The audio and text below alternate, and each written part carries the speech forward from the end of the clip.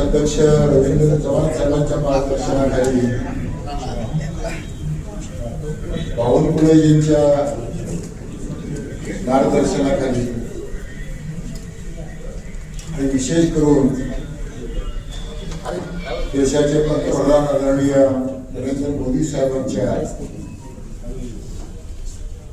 नेतृत्वाखाली त्यांच्या या सर्व चांगल्या निर्णयामुळे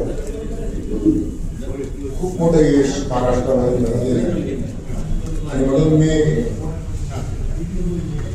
लातूर भाजप जिल्हाध्यक्ष नात्यानं मी मनापासून त्यांचं या ठिकाणी अभिनंदन करतो आणि या लातूर जिल्हा परिषद पंचायत समितीच्या या निवडणुकीमध्ये आपण या ठिकाणी लातूर ग्रामीण, रेणापूर, अहमदपूर, जळकोट, चाकूर, शिवरनंदपाळ, औसा, निलंगा, दोन्ही मुलगी एकूण जिल्हा परिषदेच्या 59 जागांपैकी आपण जवळजवळ 51 जागा आणि पंचायत समितीच्या 118 पैकी 101 जागा आपण या ठिकाणी मिळवत आहोत आणि काही तालुक्यामध्ये आमची महायुती झालेली आहे आणि अजित पवार गटाच्या सोबत जिल्ह्यात युती केलेली आहे. त्याच्यामध्ये आपण उदगीर, अहमदपूर, जळकोट या तालुक्यामध्ये आम्ही त्या ठिकाणी महायुती केलेली आहे.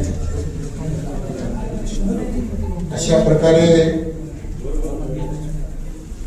आपण हे महायुती म्हणून आम्ही या निवडणुकीला सामोरं जाणार आहोत आणि उमेदवारी देत असताना प्रत्येक तालुका निहाय, गटनिहाय, गडनिहाय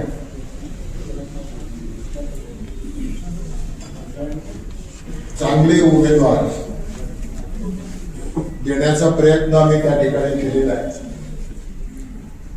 उमेदवारी देत असताना भारतीय जनता पक्षाचा जो एक ठरवून दिलेला इलेक्टिव्ह मेरिट, सोशल इंजिनिअरिंग आणि इतर काही चांगल्या गोष्टी विचारात घेऊन सर्व घटकाला कसं न्याय देता येईल या विचारानं उमेदवारी देण्यात आलेली आहे. उमेदवारी देत असताना जुने नवे, तरुण, मध्यमवर्गीय, काही अनुभवी माणसं, रिझर्वेशन प्रमाणे महिला किंवा इतर SC, ST, OBC या सगळ्या रिझर्वेशनचा सुद्धा त्यामध्ये त्या रिझर्वेशन प्रमाणे आम्ही उमेदवारी त्या ठिकाणी दिलेली आहे आणि म्हणून अशा प्रकारे या निवडणुकीला आम्ही सामोरं जात आहोत आणि ही निवडणूक आपण विकासाच्या ह्याच्यावरती आपण लढणार आहोत. कारण आपल्याला माहिती आहे की राज्याचे मुख्यमंत्री आदरणीय देवेंद्रजी फडणवीस साहेब आणि देशामध्ये मोदीजींच्या साहेबामुळं एक विकसित भारत, विकसित महाराष्ट्र याच्या खाली म्हणून आज खूप मोठी विकासाची घोडदौड त्या ठिकाणी सुरू आहे आणि म्हणून येणाऱ्या या निवडणुकीमध्ये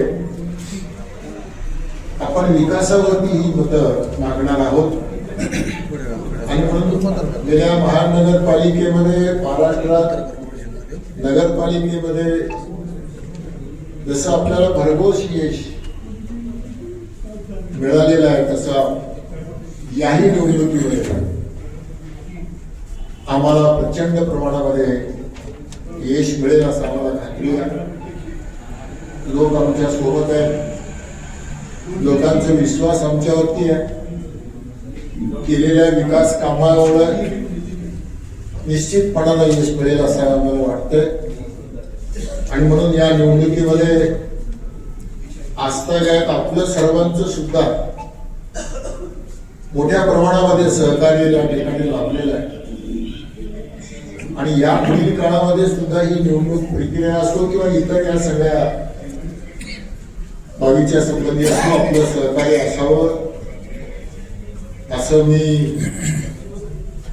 या पत्रकार परिषदेच्या निमित्तानं आणि आपल्या माध्यमातून सर्व जनतेला मी या ठिकाणी विनंती करतो. आणि आपण या निवडणुकीमध्ये आपल्याकडून काय सूचना असतील किंवा आपलं काय म्हणणं असेल तर ते आपण या ठिकाणी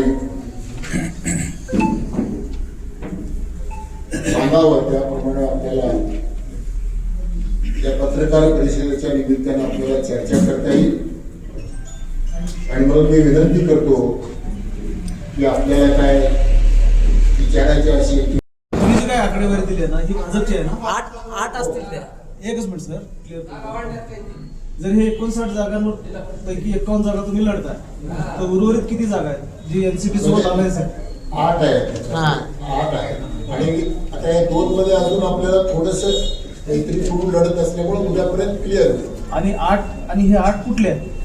हे 8 उदगीर आणि अहमदपूर. उदगीर आणि अहमदपूर मधले आहेत ती जागा. आणि काही जागामध्ये थोडस मैत्रीपूर्ण लढत पण विड्रॉलच्या नंतर हे सगळं क्लिअर होईल. लातूर शहरात भाजपचा हार झालेली आहे, त्याची जबाबदारी कोणाची? नाही, जबाबदारी ही काय जबाबदारी एका दोघांची किंवा याची नसते, सामुदायिक ही जबाबदारी.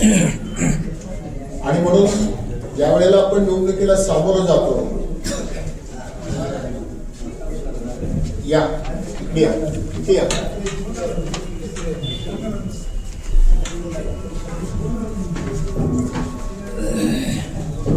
निवडणुकीचे प्रभारी सुद्धा या ठिकाणी आलेले त्यांचंही मी स्वागत करतो. आणि आपण म्हणालात त्याप्रमाणे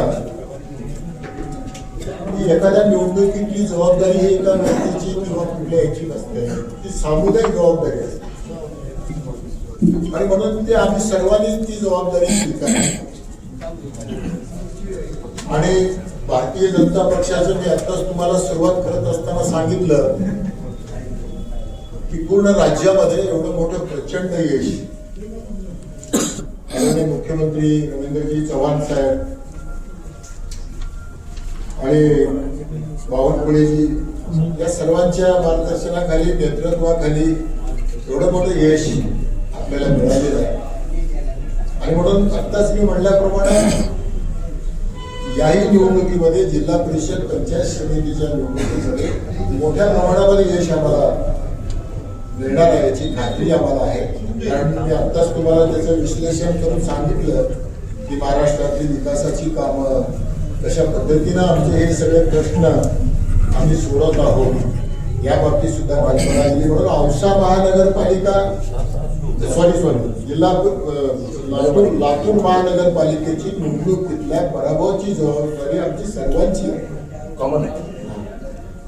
आणि एवढं मोठं यश मिळालेलं सुद्धा आमच्या पक्षाचं म्हणजे खूप मोठं गौरव आहे असं मला या ठिकाणी म्हणावंसं वाटतं. नाही, आपण हे उमेदवाराची यादी आम्हाला द्याल का आता? हो, द्या ना.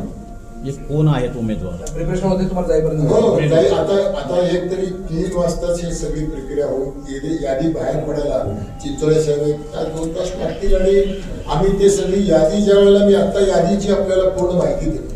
कसं माहिती म्हणजे आम्ही उमेदवार कसे ठरवतो, कशा पद्धतीनं त्याला काय क्रायटेरिया लावलं होतं, कशा पद्धतीनं आपण नाही, नाव नाही सांगणार तुम्ही उमेदवाराचं? सांगू ना, नाव पण सांगू ना. नाव तर सांगितलंच पाहिजे. आणि नगरपालिका निवडणुकीच्या वेळी भाजपाच्या नेतृत्वानं असं म्हटलं होतं की आमदार खासदार यांच्या पोरापुरींना किंवा सुनाला मुलीला उमेदवारी द्यायचं नाही.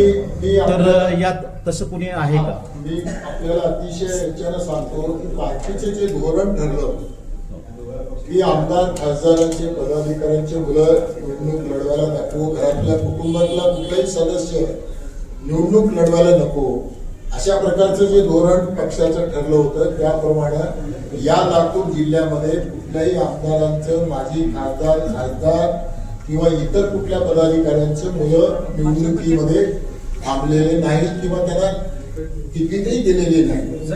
नाही, पानगावला तर घोषणा केली. पानगाव सुद्धा ऋषिकेश कराडांचं उमेदवारी भरलेली नाही. भरली आहे सर, शिरूर तालुक्यात जिल्हाध्यक्ष अधिकृत सांगतोय. बाबासाहेब पाटील यांची उमेदवारी आज या संदर्भात काय?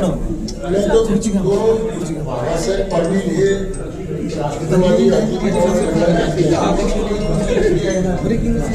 मी आपल्याला म्हणलो ना, काही ठिकाणी मैत्रीपूर्ण लढत आहे आणि आता या निवडणुकीमध्ये ज्या दिवशी आपल्याला